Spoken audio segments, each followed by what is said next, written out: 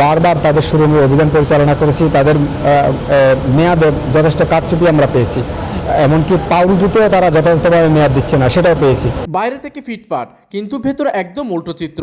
চারিদিকে ময়লা আর উৎকট দুর্গন্ধ, মিষ্টির উপরে ঘুরে বেড়াচ্ছে তেলাপোকা আর ছাদ জুড়ে মাকড়সার জাল। বলছি চট্টগ্রামের নামী মিষ্টির ব্র্যান্ড মধুবন কারখানার কথা।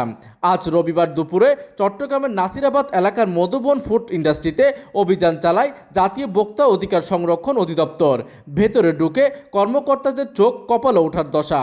সেখানে দেখা যায় কোনো ধরনের সুরক্ষা পোশাক ছাড়াই কর্মীরা খালি হাতে মিষ্টি বানাচ্ছে, এমনকি প্যাকেটজাত খাবারও নেই উৎপাদন ও মেয়াদের তারিখ। এমন চরম অস্বাস্থ্যকর নোংরা পরিবেশে খাবার তৈরির দায়ে প্রতিষ্ঠানটিকে 2.5 লাখ টাকা জরিমানা করা হয়। অভিযান পরিচালনা করেন অধিদপ্তরের উপপরিচালক মোহাম্মদ ফয়জুল্লাহ। তিনি গণমাধ্যমকে জানান, নিয়মিত তদারকির অংশ হিসেবেই আজকের এই অভিযান।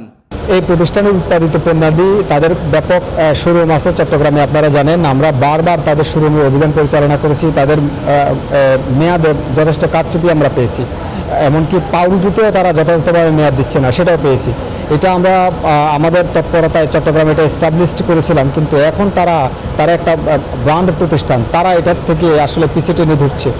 তো কিছু কিছুতে তারা স্টিকার দিচ্ছে, স্টিকার আসলে যে কোনো সময় উঠে নতুন স্টিকার বসানো যায়, এটা একটা বড় ধরনের কারচুপি। অথচ আইন বলছে মেয়াদ, মূল্য এগুলি অমোচনীয় কালি দিয়ে অথবা খোদাই করে দিতে হবে, এটাই মোড়কবিধি বলছে, কিন্তু তারা সেটা মেনটেন করছে না।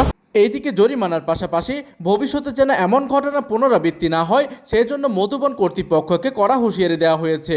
ভোক্তা অধিকার অধিদপ্তর জানিয়েছে, জনস্বার্থে তাদের এই অভিযান ও তদারকি কার্যক্রম অব্যাহত থাকবে। প্রতিনিধির তথ্য ও পাঠানো চিত্রে ডেস্ক নিউজ, দিগন্তের বার্তা 24, চট্টগ্রাম।